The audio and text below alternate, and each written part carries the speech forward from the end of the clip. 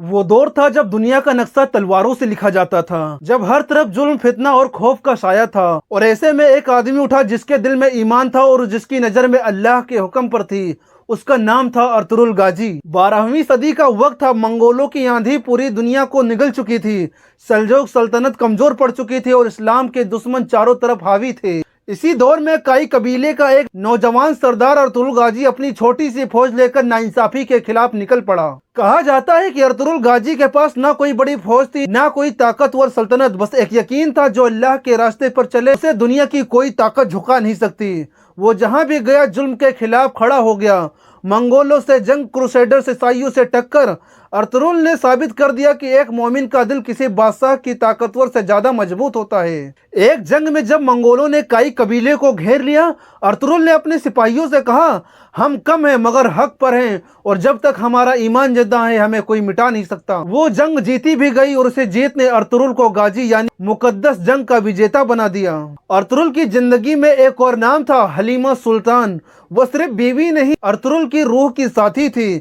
جب سب نے منہ موڑ لیا، حلیمہ سلطان نے کہا، جو اللہ پر بھروسہ رکھتا ہے وہ کبھی اکیلا نہیں ہوتا۔ دونوں نے مل کر کائی ٹرائب کو ایک ایسے راستے پر چلایا جس نے آگے چل کر دنیا کی سب سے بڑی اسلامی سلطنت عثمانیہ خلافت اوٹومن امپائر کی نیو رکھی۔ ارطغرل کا مقصد صرف جنگ جیتنا نہیں تھا، اس کا مقصد تھا انصاف قائم کرنا اور ہر بے قصور کو امن دینا۔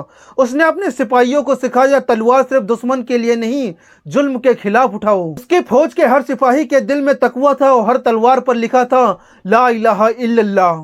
ارطغرل نے وہ بیج بویا جس سے آگے چل کر اس کا بیٹا عثمان بن ارطغرل دنیا کی سب سے بڑی سلطنت کا بانی بنا، اور اس طرح شروع ہوئی خلافت عثمانیہ جو 600 سال تک قائم رہی۔ کہا جاتا ہے جب ارطغرل کی آخری سانسیں چل رہی تھی، اس نے اپنے بیٹے عثمان سے کہا، بیٹا تلوار کو ظلم کے لیے نہیں حق کے لیے اٹھانا، امانت کو سلطنت سے اوپر رکھنا، اور ایک بات یاد رکھنا، جو اللہ کے لیے لڑتا ہے وہ کبھی ہارتا نہیں۔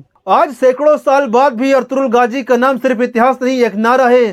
وہ ہمیں یاد دلاتا ہے کہ ایمان، صبر اور ہمت سے ایک قبیلہ بھی دنیا بدل سکتا ہے۔ اور جب کوئی پوچھے ارطغرل کون تھا تو جواب میں صرف اتنا کہنا، وہ آدمی جس اللہ کے بھروسے سے سلطنت کی بنیاد رکھی۔ ارطغرل غازی نام نہیں، ایک داستان ہے جو ہر اس دل میں زندہ ہے جہاں ایمان کی دولت ہے۔ اگر آپ کو یہ جانکاری اور یہ ویڈیو اچھی لگی ہو تو ہمارے چینل کو سبسکرائب ضرور کریں۔ ملتے ہیں جلد آپ سے اگلی ویڈیو میں۔ Thank you so much.